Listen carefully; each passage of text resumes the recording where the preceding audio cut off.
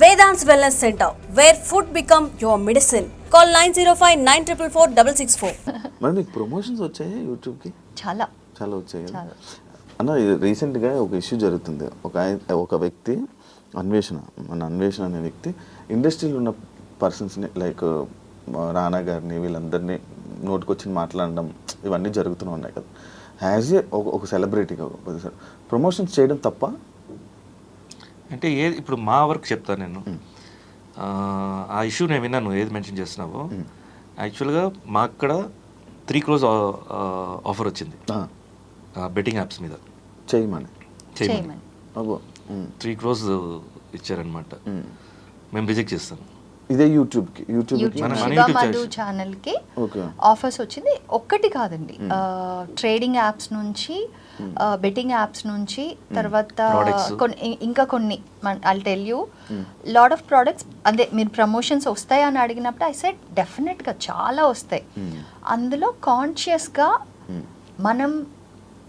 నేను ఆడియన్స్ని నా ఫ్యామిలీ లాగా ఫీల్ అవుతాను. శివమధు ఫాలోవర్స్ని నేను నా ఫ్యామిలీ లాగా ఫీల్ అవుతాను. సో వాళ్ళని మనం రైట్ వేలోనే ఎంకరేజ్ చేయాలి. బై మిస్టేక్ కూడా మనం చెప్పాం కాబట్టి ఎవరో ఒక్క పర్సన్ కూడా నమ్మి ఒక రాంగ్ పని చేయకూడదు అన్న కాన్షియస్ చాలా ఎక్కువ మాకు. సో అందుకని మీరు చూసారంటే మేము అలాంటి ప్రమోషన్స్ ఏవి చేయలేదు, ఏవి చెయ్యం కూడా. ఐ డోంట్ నో, తెలియకుండా చేయడం అనేది ఇప్పుడు మాకు తెలుసు కదా, మరి ఎందుకు తెలియకుండా ఉంటుంది? నాకు అర్థమైంది కదా దట్ ఇది చేస్తే ఆడియన్స్ని నేను మిస్లీడ్ చేసే ఛాన్స్ ఉంటుంది, కొంతమందికి అది ఇంపాక్ట్ అయ్యి ఇన్ఫ్లుయెన్స్ అయ్యే ఛాన్స్ ఉంటుంది అని. సో ఇట్స్ డెఫినెట్లీ మన choice whether to do or not to do అనేది కంప్లీట్లీ మన చాయిస్. అంటే ఇంపార్టెన్స్ దేనికి ఇస్తున్నారు అనేది. యా, అండ్ చెయ్యొచ్చా చేయకూడదా అనేది కూడా వాళ్ళ పర్సనల్ చాయిస్. ఇప్పుడు మేము వెరీ కాన్షియస్లీ మేము డిసైడ్ చేసుకున్నాం చెయ్యం. నేను ఓన్లీ ఏ ప్రోడక్ట్కి అగ్రి అవుతాను అంటే ఇన్ కేస్ ఫ్యూచర్లో వచ్చే వాళ్ళకి కూడా నేను ఏం చెప్తానంటే, నేను పర్సనల్గా అది యూజ్ చేస్తూ నా లైఫ్లో అది నాకు బెస్ట్ రిజల్ట్ ఇస్తేనే అప్పుడు నేను దాన్ని ప్రమోట్ చేస్తా. అదర్వైజ్ నేను అసలు అంటే అది ఇట్ ఈస్ లైక్ న్యాచురల్లీ నేను చూశాను కాబట్టి నేను చెప్తాను, కానీ అదర్వైజ్ నేను ఏ ప్రమోషన్స్ చేయలే ఇంతవరకు. అవును, నేను ఎప్పుడు చూడలేదు. అదే లైక్ యూట్యూబ్లో కూడా ఉన్నారు అంటే యూట్యూబ్లో ఉన్న ప్రతి ఒక్కరికి లైక్ ఇలా కాంటాక్ట్ అవ్వడం, ప్రమోషన్స్ రావడం, అండ్ అది కాక మీకు మంచి యూట్యూబ్లో మంచి ఫాలోయింగ్ ఉంది, మన ఫ్యామిలీ ఆడియన్స్ మొత్తం చూడడం అనేది జరుగుతూ ఉంటుంది అన్న. అది ఏంటంటే మరి ఆ ఇష్యూ వాళ్ళందరినీ తిట్టడం అదంతా that is not right and that is not right. Actors ని తిట్టడం తప్ప. కాస్ అనేది రైట్ కాసే, బట్ ఎలా అప్రోచ్ అవుతున్నాం కూడా ఇంపార్టెంట్. మనం ఏదో కాస్ పట్టుకున్నాం కదా. ఇప్పుడు మన స్కూల్ ఇష్యూస్ జరిగింది, ఆ స్కూల్ ఇష్యూలో మనం రేస్ చేస్తాం, ఎక్కడెక్కడ ఇష్యూస్ ఉన్నాయి, ఏం రేస్ ఎలా ఉంది అనేది మనం మాట్లాడాం. అదే ఇష్యూని మనం తప్పుగా బూతులతో కూడా మాట్లాడచ్చు, మంచిగా అర్థమయ్యేలాగా పాయింట్ కూడా మాట్లాడచ్చు. చాయిస్ మన చేతిలో ఉంది. సో మాకైతే పాయింట్ మాట్లాడమే కరెక్ట్. అండ్ ఇంకోటి, ఫ్యామిలీ ఆడియన్స్ ఉన్నారు ఇక్కడ, పిల్లలు ఉన్నారు, అందరికి రీచబిలిటీ ఉంది. మనం ఏమైనా మాట్లాడామంటే వాళ్ళు ప్రతి ఒక్కరికి ఫోన్స్ ఉన్నాయి, గ్యాజెట్స్ ఉన్నాయి, వాళ్ళకి రీచబిలిటీ ఉంటుంది. సో మన క్యారెక్టర్ కూడా వచ్చేసి దాంట్లో తెలిసిపోతుంది. మేబీ మనం చేయడం కరెక్టే, ఫైట్ చేయడం కరెక్టే, కానీ ఎలా ఫైట్ చేయడం అనేది ఇంపార్టెంట్. మేడం, మీరు మంచి సక్సెస్ఫుల్ యాక్టర్స్, బట్ రీసెంట్గా ఏమైనా ఆపర్చునిటీస్ వచ్చాయా, లేకపోతే వచ్చినా మీరు రిజెక్ట్ చేశారా? అంటే నేను చెప్పాను కదా, నా ప్రయారిటీస్ని బట్టి నేను వర్క్ చూస్ చేసుకుంటానని. నేను కొన్ని మిస్ అయిన ఫిల్మ్స్ ఉన్నాయి, ఇంక్లూడింగ్ సన్ ఆఫ్ సత్యమూర్తి కూడా చేయాల్సింది. త్రివిక్రమ్ గారు అడిగారు, బట్ నేను అప్పుడు ఐ వాజ్ ఫుల్ టర్మ్, నా సెకండ్ ప్రెగ్నెన్సీ ఫుల్ టర్మ్ ఉండింది అనమాట. సో అలాగా కొన్ని చేయలేకపోయాను నా ప్రయారిటీస్ వల్ల. బట్ థ్యాంక్ఫుల్లీ ఆఫర్స్ వస్తూనే ఉన్నాయి ఇంకా కూడా. సో అందులో నాకు కరెక్ట్ అనిపించింది, చేస్తే బాగుంటుంది అనిపించింది, చూస్ చేసుకుంటాను. ఆ కన్ఫ్యూజన్ ఉంది చాలా మందికి, అసలు కంప్లీట్గా వదిలేసానని. బట్ చేస్తాను, అది అన్ని ప్రాపర్గా నాకు నచ్చి క్యారెక్టర్ బాగుంది అనుకుంటే చేస్తాను. మీ ఇద్దరే కలిపి ఫిలిం ఏమైనా ప్లాన్ ఉందా? అడిగారు. లేదు, మంచి కాన్సెప్ట్ ఉంటే డెఫినెట్గా చేయొచ్చు. బట్ కాన్సెప్ట్ ఏదైనా కంటెంట్ బట్టే ఉంటుంది. మంచి టైం కుదిరింది చూడు. ఇప్పుడు నీకు చాలా కంటెంట్ ఉంది ఇప్పుడు అడగడానికి. ఎలా ఉన్నాను మేడం? బాగున్నారా? అంత హ్యాపీ? ఎస్. ఉగాది జరుపుకున్నారన్నా? జరుపుకుని వచ్చారా?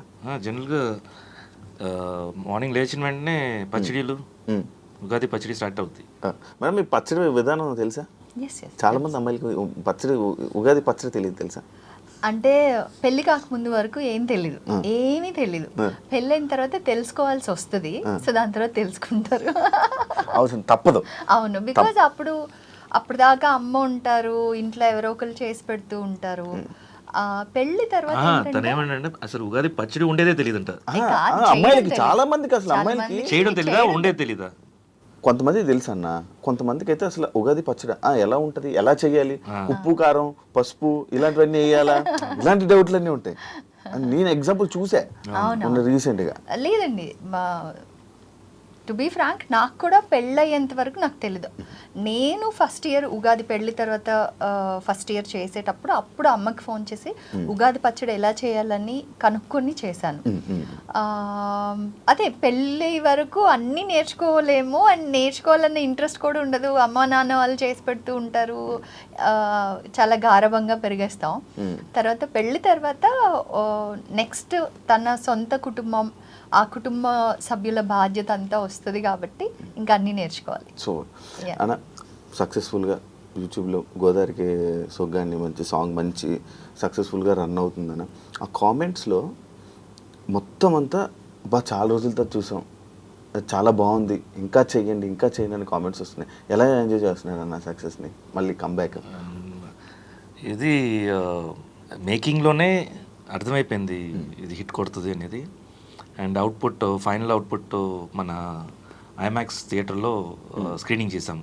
Red lorry festival, film festival జరుగుతున్నప్పుడు ఒక స్లాట్ దీని లాంచ్ కోసమే సపరేట్గా ఇచ్చారనమాట.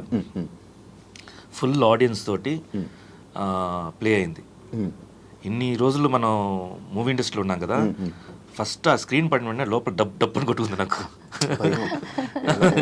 చూడు ఇన్ని రోజులు ఉన్నా అక్కడ కొంచెం బాడీ వార్మ్ అయ్యి కొంచెం సైలెంట్ అనుకుని ఉండి, తర్వాత ఆడియన్స్లో చూసేటప్పుడు మనం ఎక్కడెక్కడంతా ఆ టైమింగ్ అంటారు చూసావా, ఎంజాయ్ చేసే టైమింగ్, ప్రతి టైమింగ్కి అనుకునే ప్లేసెస్లో అంతా ఆడియన్స్ ఎంజాయ్ చేశారు. అరుపులు, విజిల్స్ ఇవన్నీ కంప్లీట్ అయిన వెంటనే క్లాప్స్.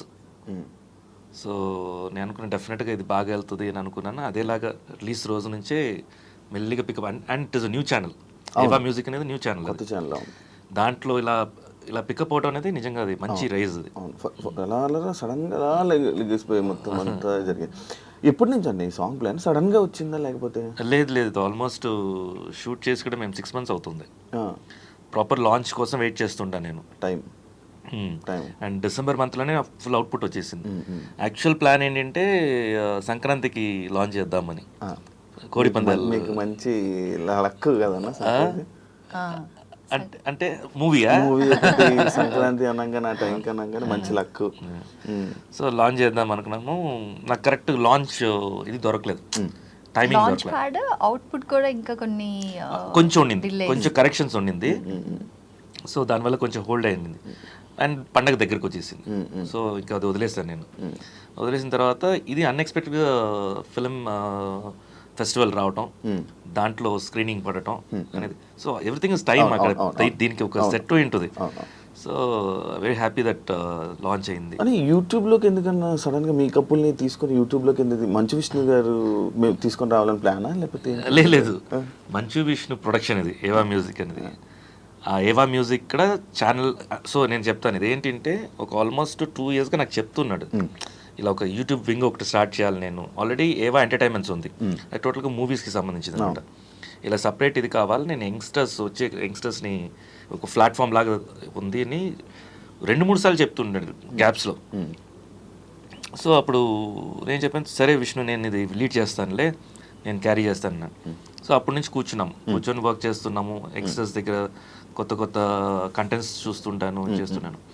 ఏవా స్టూడియోస్ ఒకటి, ఏవా మ్యూజిక్ ఒకటి, 2 క్రియేట్ చేసుకున్నాం అనమాట.